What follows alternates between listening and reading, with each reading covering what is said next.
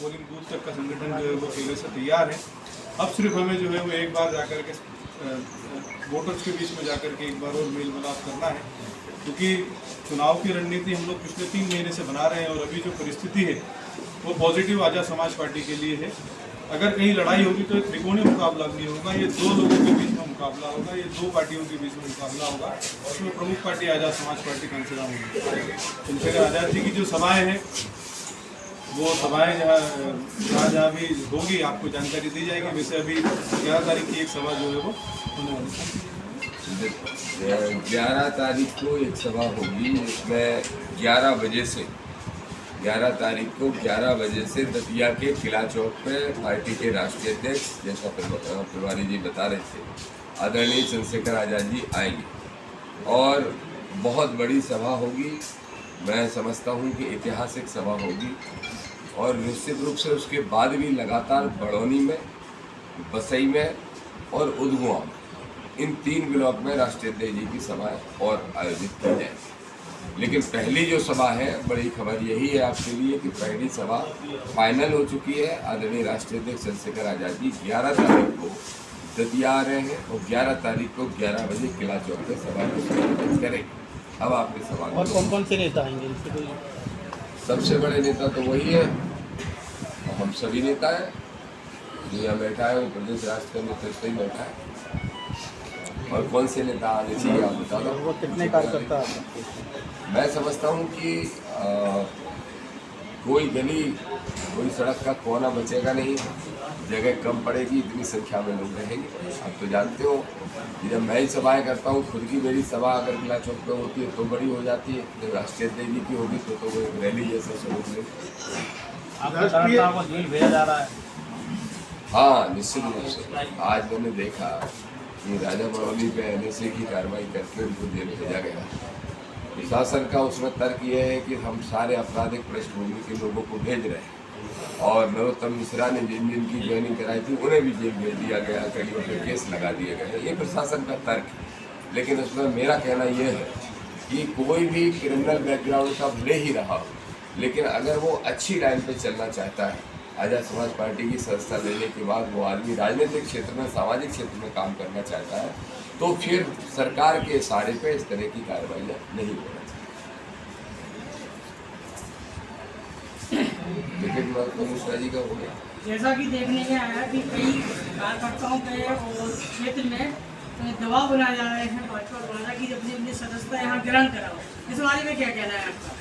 देखिए, जो संभावित प्रत्याशी भाजपा के हैं नरोत्तम मिश्रा, हालांकि बड़ी धड़कनें बड़ी हुई होंगी उनकी, क्योंकि अभी तक वो प्रत्याशी घोषित इस समय तक तो नहीं हुए।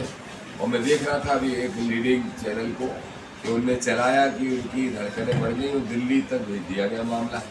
मुख्यमंत्री और प्रदेश अध्यक्ष और प्रदेश के संगठन महामंत्री की घंटों मीटिंग चलने के बाद भी नरोत्तम मिश्रा का टिकट घोषित न होना ये दर्शाता है कि आज़ाद समाज पार्टी से और हमको मिल रहे हमारे जन समर्थन से भाजपा घबराई हुए। कांग्रेस के प्रदेश अध्यक्ष जीतू पटवारी का एक बड़ा बयान है। उन्होंने कहा कि भाजपा कांग्रेस का प्रत्याशी विजय होगा। अगर कांग्रेस का विजय होता है, उनको लगता है तो वो विजय कर ले, पर जरा जाके देखें क्षेत्र में कि जितना वोट बैंक संविधानवादी है जो नरोत्तम मिश्रा या बीजेपी को पसंद नहीं करता है, उनमें से तो 90% से ज़्यादा लोगों ने मन बना लिया। आदरणीय चंद्रशेखर आज़ाद जी के नेतृत्व में आज़ाद समाज पार्टी को जिताने का काम करेंगे। अब जीतू पटवारी अगर किसी गलत फहमी है तो 3 तारीख को दूर हो जाएगी। राष्ट्रीय अध्यक्ष के आने पर दतिया की जनता कैसे भरोसा करे और क्या ऐसा उनके पास खास होगा इस चुनाव को लेकर? भय भ्रष्टाचार मुक्त दतिया बनाएंगे, ये मेरी घोषणा है। और राष्ट्रीय अध्यक्ष जी की घोषणा है कि देश में संविधान को खत्म करने की जो कोशिश करने वाली ताकतें हैं उनको मुंह तोड़ जवाब देना है। दतिया का भाईचारा, प्रेम वापस लाना है। और राष्ट्रीय अध्यक्ष जी भी युवाओं की चिंता करते हैं, इस नाते निश्चित रूप से वो इस बात को भी रखेंगे कि जब हम विधायक बनेंगे, हमारी पार्टी विधायक यहाँ से चुनाव जीतेगी, तो हम नौजवानों के लिए क्या काम करेंगे, ये भी राष्ट्रीय अध्यक्ष जी इस बात रखेंगे। एक और सप्ताह है, मध्य प्रदेश कांग्रेस कमेटी के प्रदेश अध्यक्ष जीतू पटवारी 300 दिन यहाँ पर विधानसभा में रहेंगे। तो क्या मानते हैं आप आपकी तैयारी को महीने पहले जीतू पटवारी मैं नहीं समझता हूँ कि मुझसे बड़े नेता है, मैं नहीं मानता। पूरी ताकत लगा ली, पीसीसी चीफ आए, उसके बाद भी प्रदेश के पूर्व मुख्यमंत्री आए और बड़ी तैयारी चल रही थी। उसके बाद भी एक कांग्रेस के नेता राजू गांधी जी को पूछ लिया कि कितने पोलिंग एजेंट आए हैं, तो जब हाथ उठाया तो 30-40 पोलिंग एजेंट बैठे थे। इसी से उनकी तैयारी कितनी खोखला है ये स्पष्ट होता है। रही जीतू पटवारी की बात, तो मैं तो कह रहा हूँ वो पूरे साल भर ही रहने लगे, लेकिन जब तक कार्यकर्ता बेचारा ईमानदार है, मेहनत कश है कांग्रेस का, लेकिन वो कितने भी बार आए वो पहले तय कर लें कि वो बीजेपी को जिताने आ रहे हैं या बीजेपी को हराने आ रहे हैं। मुझे लगता है कि कांग्रेस इस समय भाजपा की बेटी बन के काम कर रही है। मैं राहुल गांधी के बारे में नहीं कहूँगा, लेकिन नीचे के जो कार्यकर्ता है वो पूरे ईमानदार हैं और बीच की जो कांग्रेस है वो 100% कांग्रेस कॉम्प्रोमाइज है बीजेपी के साथ। इधर टिकट को लेकर काफ़ी मंथन हो रहा है कांग्रेस में, और अभी जो सामने 3 नाम आ रहे हैं, एम भारती का और अब्दुल नायक और कुंवर साहब का, तो इसमें क्या कहें? आप भी पहले कांग्रेस में रहे हैं। नहीं, मैं तो ये कहूँगा कि अब तो लुट गया जो लुटना था। अब जिसको भी लड़ना है, वैसे तो एक हमारे बुंदेलखंड में कहावत है कि सब जुआई फेंके कर रहे हैं, कोई तैयार नहीं है। ना अवधेश तैयार है, ना घनश्याम सिंह तैयार है। भारती जी आनंद ले रहे हैं दिल्ली में उपचार के बहाने से। तो भाई मेरे कि कोई तैयार नहीं है, क्योंकि उनको मालूम है कि पूरा वोट तो आजाद समाज पार्टी की झोली में जा चुका है, मन बना चुका है। क्या लगता है कांग्रेस का डमी प्रत्याशी उतार सकती है क्या? नहीं, उनका जो भी प्रत्याशी होगा वो डमी ही होगा, क्योंकि उनके पास अच्छा प्रत्याशी है ही नहीं। मैंने कहा ना, बिना वोट बैंक के प्रत्याशी डमी ही होता है। क्या आपको लगता है नरोत्तम मिश्रा का टिकट कटेगा?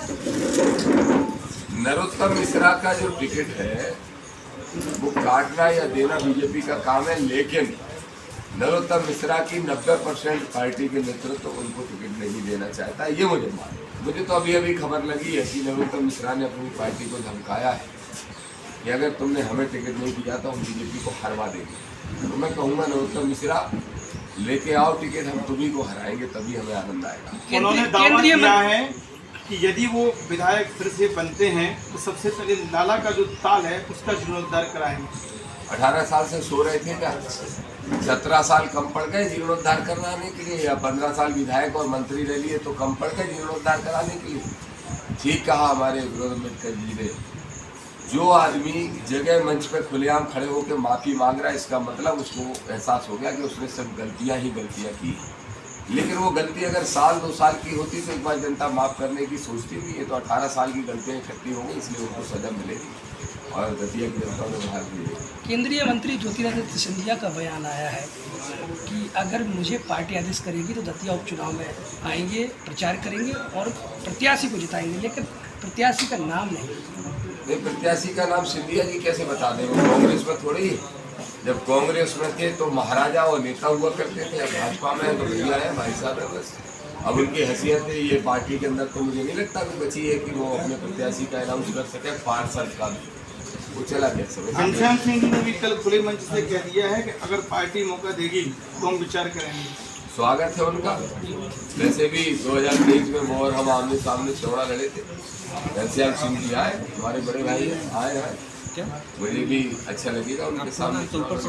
अगर पार्टी नरोत्तम मिश्रा को टिकट काटती है तो नरोत्तम मिश्रा की राजनीति कहीं ना कहीं खत्म होती नजर आएगी। पार्टी उनको ही टिकट दे, उनकी राजनीति तो खत्म होनी है, क्योंकि हम लोग ऐतिहासिक हार हराने वाले हैं।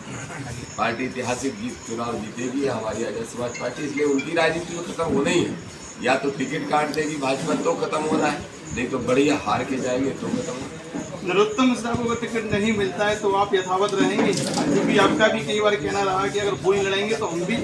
वो मेरा बयान आज से 1.5 महीने पहले का था कि नरोत्तम चुनाव लड़ेंगे तो ही मैं लड़ूंगा, और नरोत्तम नहीं लड़ेंगे तो फिर मैं पार्टी संगठन में चर्चा करूंगा, क्योंकि अब चुनाव ही आ गया है और 20 दिन बाकी रह गए हैं। ऐसे में अगर मैं किसी भी कीमत पे ये कहूँ कि अब मुझे नहीं लड़ना, तो एक निगेटिव मैसेज जाएगा। हमारी तैयारी पूरी हो चुकी है। दतिया के 2.25 लाख में से लगभग 1.5 से 2 लाख लोगों ने वोट बना लिया है। कि वो आज़ाद समाज पार्टी के प्रत्याशी के रूप में दामोदर यादव को आशीर्वाद देने वाले हैं। तो अब मैं उनकी उम्मीदों पे, अपेक्षाओं पे तो खाराघात नहीं कर सकता, इसलिए हर हाल में चुनाव लड़ूंगा। लेकिन बेहतर होगा कि नरोत्तम लड़े और उनको हमारा को आनंद लगे। कौन से मुद्दे को लेकर आप जनता के बीच जाएंगे और चुनाव लड़ेंगे? भय भ्रष्टाचार मुक्त दतिया सबसे बड़ा मुद्दा है। आज भी लोग एक दूसरे से बात करने के पहले देखते हैं कोई नरोत्तम का एजेंट तो नहीं सुनता, शाम को दरोगा आके परेशान सभी करेगा। तो सबसे पहले तो लोगों को भय से बाहर करना है, ये पहला मुद्दा है। फिर भ्रष्टाचार हर ऑफिस में, दफ्तर में फैला हुआ है, वो भ्रष्टाचार को खत्म कराना है।